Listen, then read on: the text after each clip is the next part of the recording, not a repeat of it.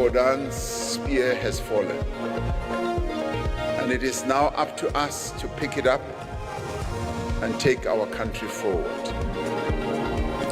uMongameli Cyril Ramaphosa uthi ukuzinikela ekubeni sisicaka soluntu nelizwe indlela nokukhunjulwa ngayo obesakuba ngumphathiswa wamashishini karhulumente uPravin Gordhan. The MPC decided to reduce the policy rate by 25 basis points to 8% per annum with effect from the 20th of September. Uthe xibilili kumakhaya namashishini namatyala nanjengoko uvimba webhanki uthobe izinga lenzala yemalimboleko okokuqala kweminyaka emine. Kwezemidlalo ifolo samabhokobhoko zilindele unquzulwano olutakisa intlantsi kumjikelo wesihlanu weRugby Championship neArgentina eSantiago del Estero ngokuhlwa ngomgqibelo.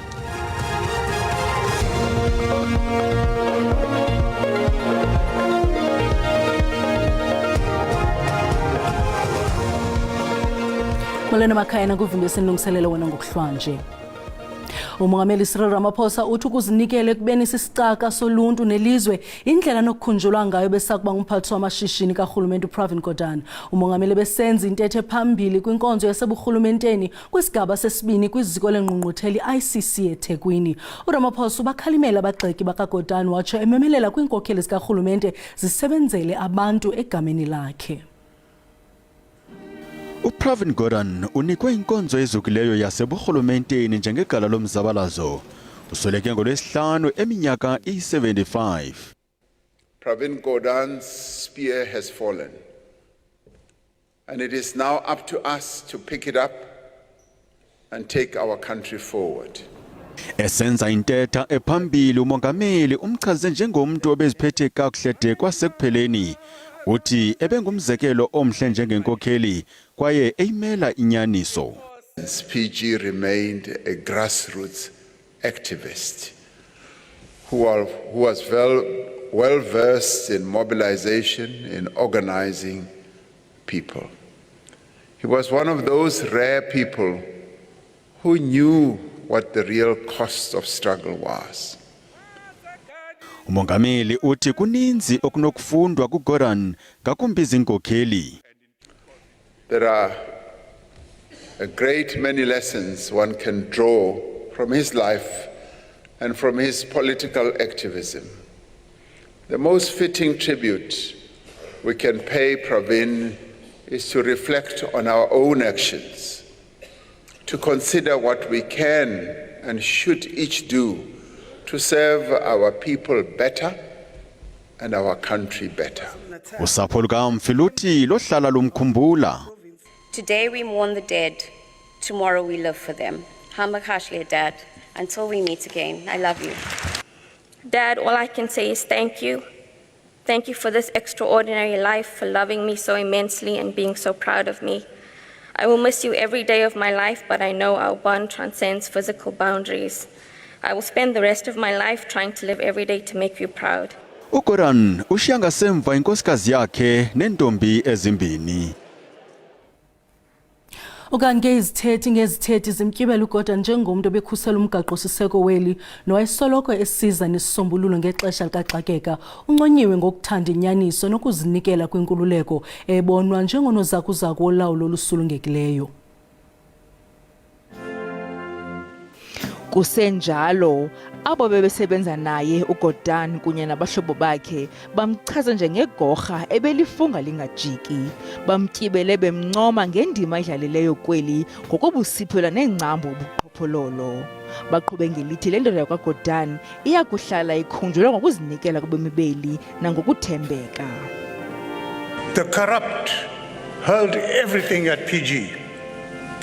Neither the actions of the captured public protector, SARS, SAPS, the NPA, and the power of the presidency to concoct fake intelligence to rubbish a person's identity. Neither that nor the abuse showered on him shook him. Pravin Gordhan was a true public servant. He was a warrior against corruption and state capture. The biography we will write in our hearts and engrave on our minds will tell the story of a man of courage. It will speak to us of a courageous and indomitable fighter and humanitarian.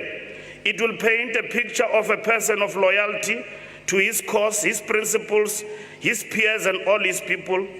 He intervened to counter and fight state capture and the takeover of SARS and its weakening, and exposed the role of the Gupta family in the looting of the state-owned entities. I must say that we celebrate PG, we laud his excellence and achievements, but we're also proud of him, not afraid, not intimidated by those who are keen to point out to his failure. After all, he was a human being. Umzimba kaGordhan utshiswe namhlanje kwinkonzo ebibanjelwe ekhusini lusapho lwakhe. Wanga umphefumlo wakhe ungaphumla ngoxolo. Kuthe xibilili kumakhaya namashishini anamatyala nanjengoko uvimba webhanki uthobe izinga lenzala yemalimboleko okokuqala kwiminyaka emine. Ibhanki enguvimba ibhengeze ucuthwa kwezinga lenzala kwimalimboleko elinika ibhanka nge-25 basis points nokwenze ukuba lenzala ibe yi-8%, lo gamelona nqanaba liphantsi lenzala ebizwa zibhanka lehlela yakwi-11.5%. The MPC decided to reduce the policy rate by 25 basis points to 8% per annum with effect from the 20th of September. Isibhengezo ekudala sijonge enkalweni samkelekile kumbono Mxesibe elilizinga lokwehla lokuqala nqa ukusukela kugilikanqo we-COVID-19 ngo-2020. Ikomiti yomgaqo-nkqubo wezezimali oko yayimengxi ekubeni wenyusile amaqondo enzala yemali-mboleko ngamanqaku ayi-475 ukusukela ngo-2021. Izolo iqumrhu leenkcukacha manani leli Stats SA libhengeze ukucutheka kwezinga lokwehla kwamandla emali layotsho ngaphantsi kwezinga elilindelekileyo eliphakathi komyinge wesithathu kuya kowesithandathu we-percent, oku emva kweminyaka emithathu edlulileyo. Irhuluneli yebhanki enguvimba ithi iibhanki ezingundoqo zehlisa amaqondo ngenxa yokwehla kwezinga lamandla emali. Ikomiti yomgaqo-nkqubo wezezimali ithi ikwalindele inkcitho ethe xhaxhe emva kokukhutshwa kweemali zenkqubo yengxowa-mali ezimbini zomhlala-phantsi, i-two-pot retirement system kabulamakhumsha. Esi sibhengezo sifika kubathengi nakumakhaya amaxhala exhomile bedinga kukhe kuthi xibilili. It might be a few $100 back in their pocket depending on the kind of debt exposure they have, but is it enough? No. Kananjalo kweyedwarha ukutsho ngo-Okthobha kulindeleke nokwehla kwezinga lamafutha kwanokucutheka kwezinga lokwehla kwamandla emali ekutyeni. Ukanti ke konke oku ngaphandle kwentandabuzo kuza kuza negalelo elimandla nelunda kwimirholo yabathengi. Kwalapha ezindabeni, umphathiswa wezombane nezamandla ugqirha Kgosientsho Makgopa uqinisekise abemi boMzantsi Afrika ukuba baza kukhuselwa kumaxabiso aphezulu ombane. Kodwa masiqale evenkileni.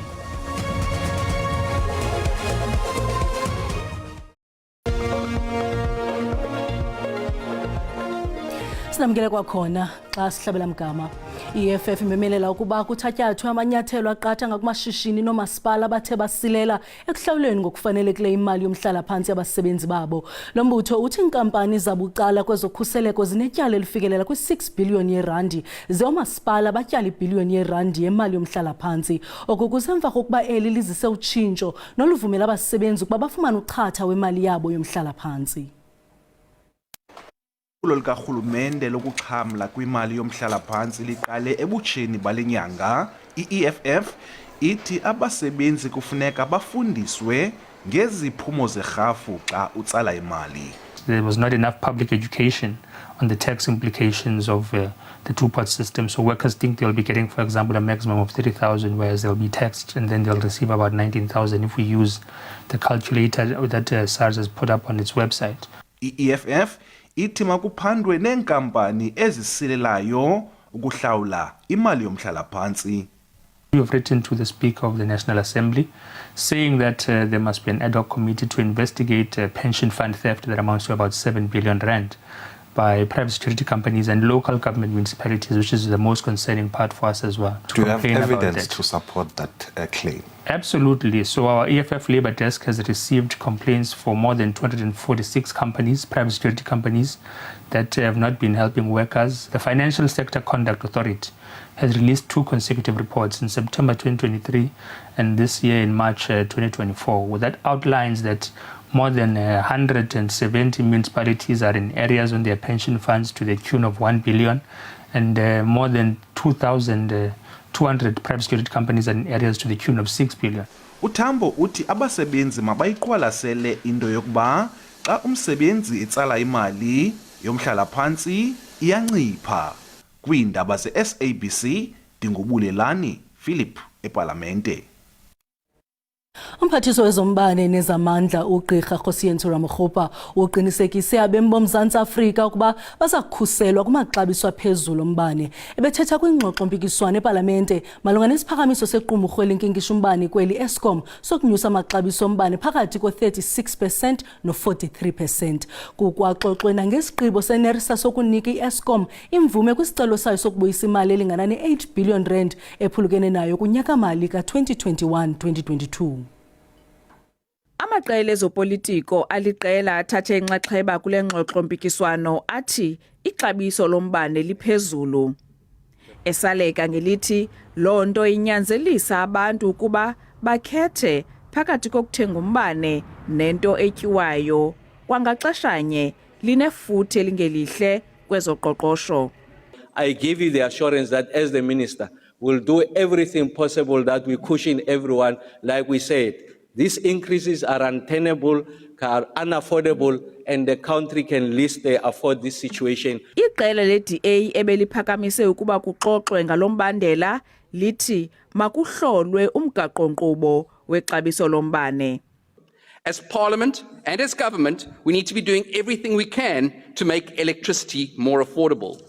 The Democratic Alliance will not allow these tariff increases to stand unchallenged. We will fight for the right of every South African to have access to affordable electricity. uRamokgopa uthi umbandela wetyala lika-Eskom fanele ulungiswe, esithi le nkampani ibonelela ngombane ityalwa luluntu kuquka omasipala imali engange-78 yeebhiliyoni zeerandi. Ngelixa omasipala betyalwa i-350 yeebhiliyoni zeerandi. Dingulama Matya wendaba ze-SABC eParlamente eKapa. Umphathiswa wezempilo eGauteng uNomantu Ngomoralehuko uthi ukuphuculwa kwezakhiwo zophuhliso kweliphondo ngumba ongundoqo ingakumbi izibhedlele kunye neekliniki kweliphondo. Ethetha nabasebenzi uNgomoralehuko uthe baza kubuyisela oonesi abasele bethatha umhlala phantsi ukuzokuncedisa kwiikliniki nezibhedlele. Owengamele ezempilo esifundazweni iGauteng uthi lo hulumeni omusha usebenza ngokuyikhandla ukuze ulungise ingqalasizinda yezempilo esifundazweni. What we're doing in the 6th administration is to make sure that now we start maintaining our infrastructure, especially in the hospitals and the clinics.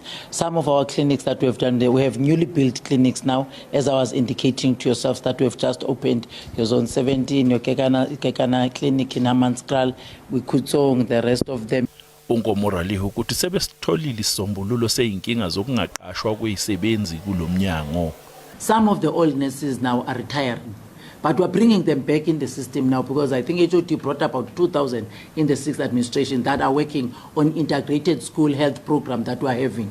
They are working in the department, they are back in the system again.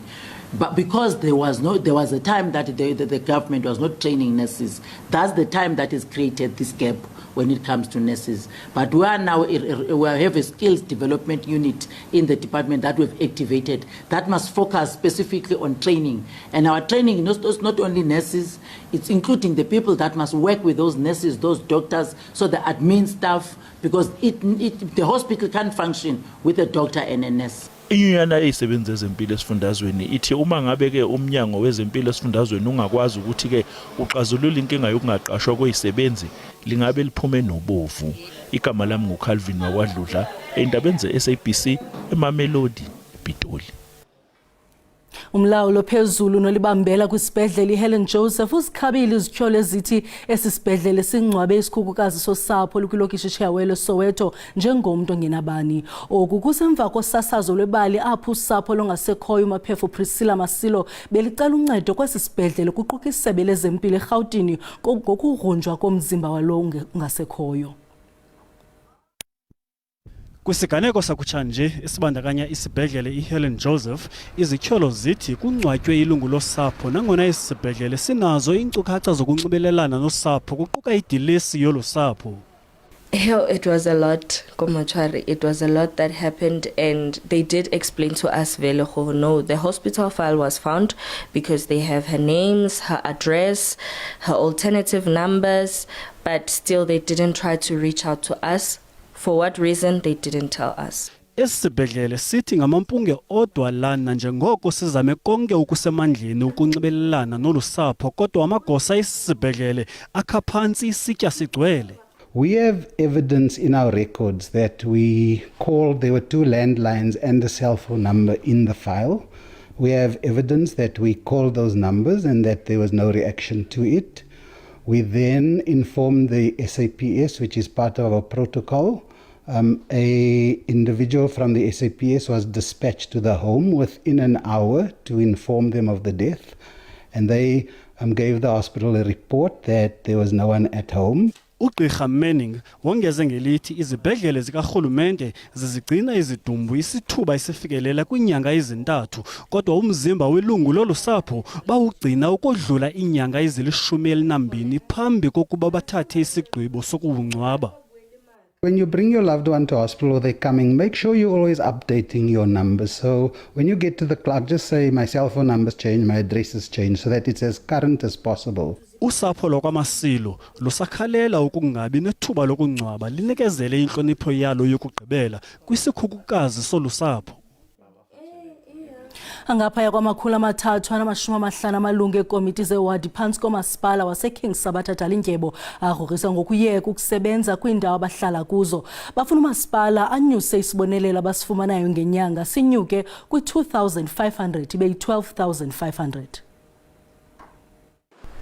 Amalungu ekomiti zewadi asetyenziswa njengekhonkco elidibanisa urhulumente wasemakhaya kunye neemfuno zabahlali. Baba ngokuqala ukwazi izinyanzeliso neemfuno zabahlali emveni koko babe noxanduva lokuba bazithathe bazithithaca phambi kwekomiti kamasipala. Ngokufanayo iimpendulo zibuyiswa ngabo ebahlalini ababachongileyo kodwa ngoku bathi imali abayifumanayo i-2,500 ngenyanga ayonelanga. Imali esiyifumanayo is 2.5. Le 2.5 siyifumanayo lena ibangela into kokubana iphele phakathi njengoba uyawujonga into bana into beziseRussia neUkraine imfazwe beziphaya iCovid-19 isikhostile nathi ukutya kunyukile sine challenge yedatha sine challenge yefone sinazo zininzi challenges esingeke sikwazi ukuzibalula ngalomzuzu. Amalungu ezikomiti aphela nokukhubazeka kunye namanina athi imingeni abahlangabezana nayo mininzi kakhulu nanjengoko kufuneka benqumle amathafa bengena nasematyholweni ukuncedisa abo badinga imfuno zikarhulumente. Ndidishana neward nelantuka neziphaluka ezi11 andikwazi ufikelela kuzo zonke ndingakwazi iphele phakathi le 2.5 yabo basinikeza yona zama ukuthi sicela uncedo. Umasipala waseKing Sabata Dalindyebo uthi abanokwazi ukuba babhatale ilungu ngalinye i-12,500 nanjengoko ngokomthetho kunyanzelekile babhatale i-2,500 ilungu ngalinye. Asikwazi ke ngoko ukusesenyuse njena kanjani kuba kaloku silawulwa ngumthetho walapha eSouth Africa. Lamalungu agrogrisa ngokuba azawurhuqa iinyawo ekusebenzeleni uluntu ukuba nje izinyanzeliso zawo azidizisweso ngurhulumente. Ndinkululeko Nyembezi weendaba ze-SABC eMthatha. Kwezemidlalo ifolosi zamabhokobhoko zilindele ungquzulwano olutakisa intlantsi kumjikelo wesihlanu weRugby Championship neArgentina eSantiago del Estero ngokuhlwa ngomgqibelo. UMzantsi Afrika usethubeni elihle lokuphumelela le tumente ngale mpelaveki kodwa kusakufuneka ungayiphunculi nanjengoko sele uyiphumelele yonke imidlalo yale tumente ukuzakuthi ga ngoku. Amabhokobhoko ase-Argentina azimisele kwiqwakanisa letumente phambi kwexesha lingakeveki alindele idabi elinzima njengabahambeli. Iqela lizimiselanga kuyekelela mxakatho lithi liza kufunza edabini kube mdakisali. It means a lot. I mean, it just gives credit to the squad that we like that we have actually built. I mean, we've had, and I think with a lot of teams where we've had the inconsistency in how we play, and now we've actually been showing consistent. Even though after like we won the World Cup last year, we've just kept on growing and getting better and getting tighter as a team. udonga lwangaphambili ngamathemba kulindleke lwenza izigwenga kodwa nayo iArgentina iza kuxolela ukujingiliso ebuhlantini bayo. For me and the pack, I think it's sticking into our system. Our system take care of what we want to do, and if we execute that to perfection, I think we have confidence in our set piece. Sekusele kangaka amakhwenkwe asekhaya ayibambe intshinga yeRugby Championship agqibela kuyiphakamisa ngo-2019. iArgentina kuza kufuneka isibhaxu sebox isibuze kwiAustralia nakwiNew Zealand. Sibulele mawethu ngisiboleka indlebe nangomso ngeli xesha lijelo liza kuniphakela indaba ngobunjalo bazo ngolwimi lwesiZulu. Busuku benzolo.